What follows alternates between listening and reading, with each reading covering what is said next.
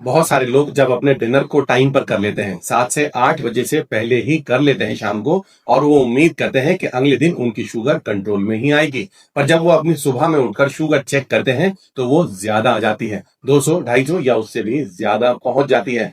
एक शंका मन में बन जाती है कि ऐसी क्या गलती की, ऐसी क्या गड़बड़ हो गई कि खाना डिनर समय पर करने के बावजूद भी शुगर का लेवल सुबह में बढ़ा हुआ ही आ रहा है। दोस्तों, मैं आज आपको बताऊंगा 5 ऐसी गलतियां जो आप रात के समय पर कर रहे हैं, जिसकी वजह से आपकी सुबह की शुगर, फास्टिंग शुगर लेवल बढ़ा हुआ आ रहा है। दोस्तों, आगे बढ़ने से पहले अगर अभी तक आपने मेरे चैनल नेचर सेहत को सब्सक्राइब नहीं किया है तो अभी कर लें, ताकि ऐसी कीमती इंपॉर्टेंट जानकारी आपके पास सबसे पहले पहुंच जाए। मेरी इस वीडियो को लाइक करना और दोस्तों के साथ शेयर करना भी ना भूलें।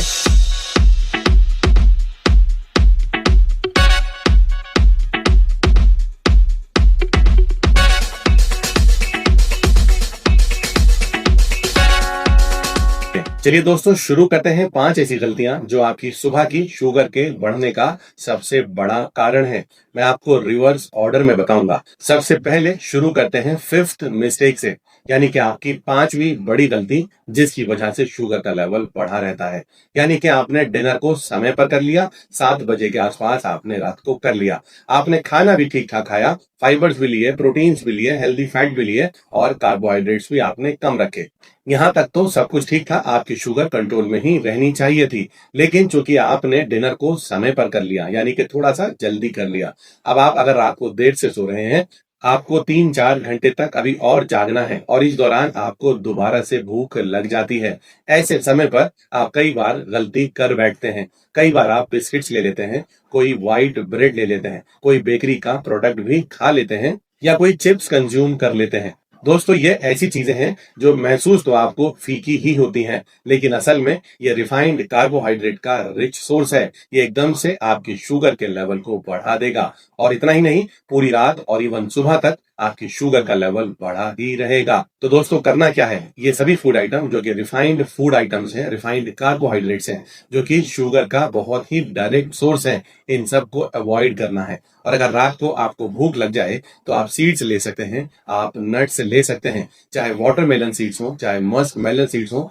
चाहे फ्लेक्स सीड्स हो, चाहे बादाम हो, अखरोट हो, मूंगफली हो या चना हो। ऐसी कोई भी चीज, अगर आपको भूख दोबारा लग जाए तो इनका इस्तेमाल आप कर सकते हैं। और बेहतर तो होगा आप ये भी ना खाएं, और इससे भी बेहतर होगा कि आप दालचीनी अदरक से बनी चाय ले लें। वो आपकी भूख को भी शांत कर देगी, शुगर को बढ़ाना तो छोड़ दीजिए, घटाने में मदद करेगी। आप ग्रीन टी भी ले सकते हैं। 4th मिस्टेक, यानी कि चौथी गलती जो आप शाम के समय, रात के समय कर रहे होते हैं, वो होता है अपने आप को पूरे तरह अच्छे से हाइड्रेटेड ना रखना, पानी का ठीक से इस्तेमाल ना कर पाना। दोस्तों, कई बार लोग खाने के वक्त ही बहुत सारा पानी पी लेते हैं, वो भी एक गलत तरीका है। आपके डाइजेशन में प्रॉब्लम हो सकती है। और कई लोग पानी का इस्तेमाल बिल्कुल भी नहीं करते, डिहाइड्रेशन का शिकार हो जाते हैं।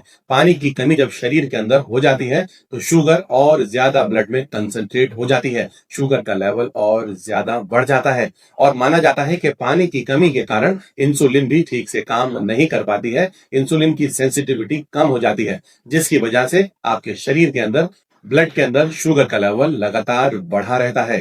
तो दोस्तों, अपने आप को हाइड्रेटेड रखें। खाना खाने के आधे से 1 घंटे के बाद में पानी जरूर पी लें। और एक बात जरूर ध्यान रखें कि सोते वक्त पानी ना पीना ही बेहतर है, क्योंकि अगर आपने सोते वक्त ज्यादा पानी पी लिया तो पूरी रात शायद आप बार बार टॉयलेट के यूरिन पास करने के लिए चक्कर लगाते रहेंगे। तो कुल मिलाकर पानी पीना, अपने आप को हाइड्रेटेड रखना आपके लिए बेहतरीन फायदेमंद होने वाला है। बस इतना समझ लीजिए कब पानी पीना चाहिए और कब नहीं पीना चाहिए। चलिए आगे बढ़ते हैं और 3rd मिस्टेक की तरफ चलते हैं। तीसरी बड़ी गलती जो आप रात के समय कर रहे होते हैं वो होता है इनएक्टिविटी, यानी कि सारा दिन आप काम करते हैं, शाम को आराम करने की सोचते हैं और शरीर को बिल्कुल इनएक्टिव कर देते हैं। बिल्कुल भी मूवमेंट आप शाम के वक्त, रात के वक्त आप नहीं करते।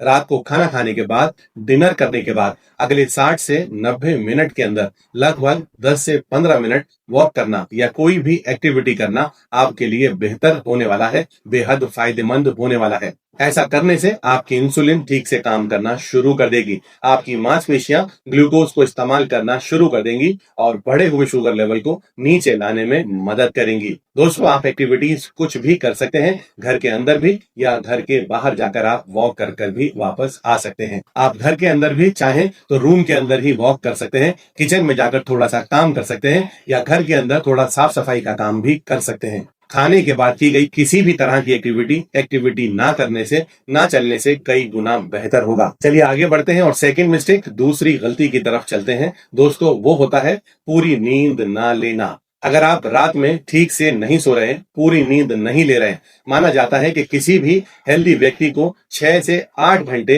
नींद जरूर लेनी चाहिए। वैसे तो जो अप्रोप्रिएट नींद है 7 घंटे के आसपास की नींद को अच्छा माना जाता है। नींद कम लेना या बहुत ज्यादा लेना, दोनों ही चीजें किसी भी व्यक्ति के लिए, किसी भी डायबिटीज पेशेंट के लिए नुकसानदायक होने वाली हैं। दोस्तों लेकिन अगर आप 6 घंटे से भी कम सो रहे हैं तो आप अपने शरीर के अंदर हार्मोन्स का इम्बैलेंस कर दे रहे हैं। स्ट्रेस हार्मोन आपके शरीर में, कॉर्टिसोल का लेवल आपके शरीर में बढ़ जाएगा, इंसुलिन ठीक से काम नहीं कर पाएगी, शुगर का लेवल बढ़ना शुरू हो जाएगा। तो दोस्तों अपने शरीर की सर्कैडियन रिदम का जरूर ध्यान रखें।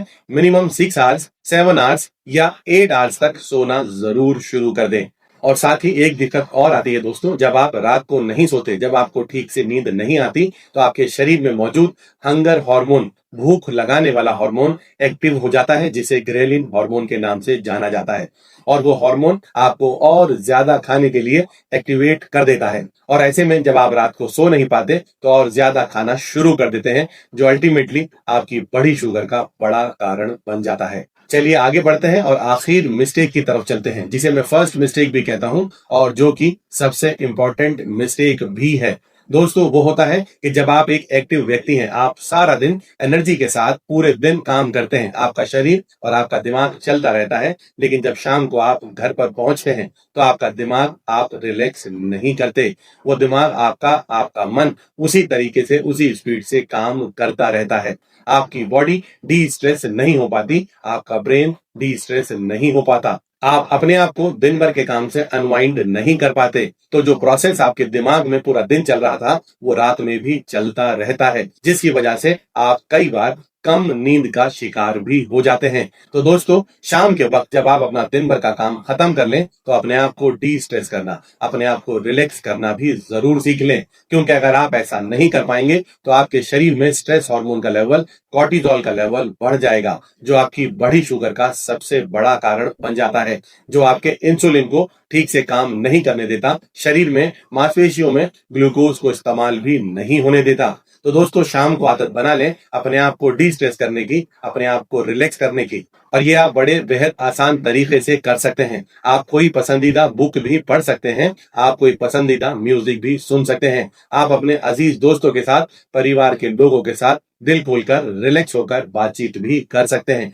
आप थोड़ी सी स्ट्रेचिंग भी कर सकते हैं। वॉकिंग करना तो आपके लिए बेहतरीन होने ही वाला है। साथ में आप मेडिटेशन को भी ट्राई कर सकते हैं। दोस्तों इन सारी चीजों से आप अपने आप को रिलैक्स कर लेंगे। अगर आप ऐसा कर पाते हैं तो आप समय पर सो जाएंगे, आपको बेहतरीन अच्छी साउंड स्लीप भी मिलने वाली है। दोस्तों कुल मिला के मैंने आपको 5 चीजें ऐसी बताई जो अगर आपने समझ लिया, कई बार आप अपने खाने को तो कंट्रोल कर पाते हैं, इन 5 आदतों के ऊपर ध्यान नहीं लगा पाते, इन 5 आदतों को आप नहीं सुधार पाते, जिसकी वजह से खाने को कंट्रोल करने के बावजूद भी आपके शुगर का लेवल बढ़ा रहता है। तो दोस्तों आज ही इन चीजों को भी अपनी लाइफ स्टाइल में डाल लीजिए और शुगर जैसी टफ डिजीज कंडीशन से अपने आप को बाहर निकाल लीजिए।